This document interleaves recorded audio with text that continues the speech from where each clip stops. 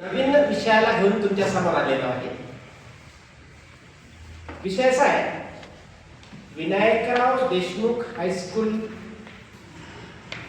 शिक्षण संस्थेअंतर्गत नागपूरमध्ये एकूण 3 शाळा कार्यरत आहेत. विनायकराव देशमुख हायस्कूल लकडगंज, विनायकराव देशमुख हायस्कूल शांतीनगर आणि श्रीमती अन्नपूर्णाबाई देशमुख कन्या शाळा लकडगंज. यापैकी विनायकराव देशमुख हायस्कूल शांतीनगर या ठिकाणी मुख्याध्यापक पदोन्नतीमध्ये एक मोठा घोटाळा झाला आणि त्या घोटाळ्यामुळे मुख्याध्यापकाचं पद ज्या संवर्गासाठी राखीव ठेवण्यात आलं होतं त्या संवर्गाच्या पात्र उमेदवारावर अन्याय झालेला. या संपूर्ण प्रकरणाचा हा जो घोटाळा आहे तो बाहेर काढण्याचं काम श्री ज्ञानेश्वर मासुरकर यांनी केलं आणि त्या प्रकरणामध्ये चौकशी होऊन त्या विनायकराव देशमुख हायस्कूल शांतीनगरचे मुख्याध्यापक प्रदीप गुट्टे यांची मान्यता शिक्षण उपसंचालकांनी रद्द केली होती. आणि या विषयाच्या बातम्या आपल्या नागपूर शहरातील आणि नागपूर जिल्ह्यातील अनेक वर्तमानपत्रांनी फार मोठ्या प्रमाणात त्याला प्रसिद्धी दिली. परंतु मुख्याध्यापक पदाची मान्यता रद्द झाल्यानंतरही ते मुख्याध्यापक आजही त्या शाळेमध्ये त्या पदावर कार्यरत आहेत. असं का घडावं? त्या प्रकरणाची सत्यस्थिती काय आहे? कोण याच्यामध्ये काय हस्तक्षेप करतो आहे? आणि ज्या व्यक्तीवर आरक्षणाचा जो उमेदवार होता त्याच्यावर कशा प्रकारे अन्याय केला जातो आहे, ही वस्तुस्थिती मांडण्यासाठी आजच्या पत्रकार परिषदेचं आयोजन आहे. या संपूर्ण प्रकरणाचे जे तक्रारकर्ते आणि उखडून काढणारे जे आमचे मित्र आहेत ज्ञानेश्वर मासुरकर, हे आपल्याला या प्रकरणाविषयीची माहिती देतील. मित्रांनो, मी सप्टेंबर 2024 मध्ये शिक्षण उपसंचालक तथा तक्रार निवारण समिती यांच्याकडे बोगस मुख्याध्यापक, बेकायदेशीर मुख्याध्यापक अशी तक्रार केली होती. तेव्हा उपसंचालक नरड साहेब होते.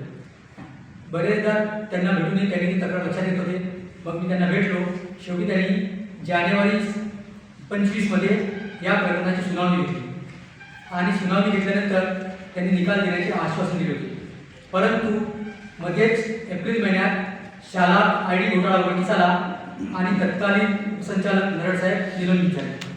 त्यामुळे हे प्रकरण पेंडिंग राहिले. बराच 8-9 महिन्याचा काळ गेल्यानंतर नवीन उपसंचालक डॉक्टर माधुरी सावरकर इथे आल्या. मी त्यांना पण भेटलो. त्या पण काही प्रतिसाद देत नव्हत्या. परंतु वारंवार भेटल्यामुळे त्यांनी मग ते प्रकरण मनावर घेतलं आणि मग त्या प्रकरणाचा निकाल आम्हाला ते 23 सप्टेंबर 2025 मध्ये दिला. हा निकाल दिल्यानंतर आमची संस्था याची मान्यता रद्द केली. आमची संस्था आणि मुख्याध्यापक उच्च न्यायालय नागपूर खंडपीठामध्ये गेले. त्या ठिकाणी त्यांनी आपली बाजू मांडली आणि बाजू मांडताना हे पद ॲक्च्युअल अनुसूचित जमातीसाठी राखीव होतं. आमच्या संस्थेत कोणताही अनुसूचित जमातीचा उमेदवार नाही, अनुसूचित जातीचा उमेदवार नाही असं सांगितलं. तेव्हा अनुसूचित जातीच्या ज्या उमेदवार होत्या त्यांचे वकील प्रशांत ठाकरे यांनी हायकोर्टात निर्देश दिले की महिला उमेदवार उपस्थित आहेत, शाळेत कार्यरत आहेत, परंतु त्यांना 5 वर्ष पूर्ण व्हायचे असल्यामुळे त्यांना काही प्रमोशन देता आलं नाही, म्हणून ते थांबवलं. या प्रसंगी न्यायमूर्तींना ते कागदपत्र दाखवले त्यांचं first approval, second approval, onwards approval, caste certificate, caste validity एवढे सगळे कागदपत्र कोर्टाने बघितले आणि न्यायमूर्तींनी पुन्हा हे प्रकरण शिक्षण उपसंचालकाकडे पुन्हा सुनावणीसाठी पाठवलं आणि 3 नोव्हेंबरला सुनावणी घेण्याचे शिक्षण उपसंचालकांना निर्देश दिले. ठरल्याप्रमाणे शिक्षण उपसंचालकांनी 3 नोव्हेंबरला सुनावणी घेतली. सुनावणीच्या वेळेस सगळे उमेदवार उपस्थित होते, मॅनेजमेंटचे सेक्रेटरी उपस्थित होते आणि त्यानंतर 30 दिवसाच्या आत निकाल द्यावा लोकसेवा हमी कायद्याअंतर्गत अशी माझी अपेक्षा होती. मी त्यांना भेटलो. परंतु ते खूप कामात व्यस्त वेगवेगळे कारण सांगून निकाल देत नव्हते. शेवटी मी त्यांना परवा दिवशी पुन्हा भेटलो. मॅडम म्हटलं तुम्ही निकाल का देत नाही? देतो कर त्यांची मॅडम टाळाटाळ करत आहे. माझ्या असं लक्षात आलं की मुख्याध्यापक प्रदीप बिबटे हे भारतीय जनता पार्टी भाजपा शिक्षक सर आघाडीचे अध्यक्ष आहेत आणि हे भाजपा शिक्षक आघाडीचे अध्यक्ष असल्यामुळे सत्ता पक्षांचं मॅडमवर राजकीय दबाव आहे आणि या राजकीय दबावापोटीच मॅडम निकाल देण्यास टाळाटाळ करत आहे. जेव्हा की हायकोर्टाने म्हटलं की निकाल द्यावा, हायकोर्टाचा देखील अवमान करत आहे मॅडम आणि लोकसेवा अभियंता कायदा त्याचा देखील अपमान करत आहे. त्यामुळे हे प्रकरण मला तुमच्या समोर आणावं लागलं. या प्रसंगी माझी मुख्य मागणी अशी आहे की प्रदीप बिबटे यांच्यावर कारवाई करता यावी.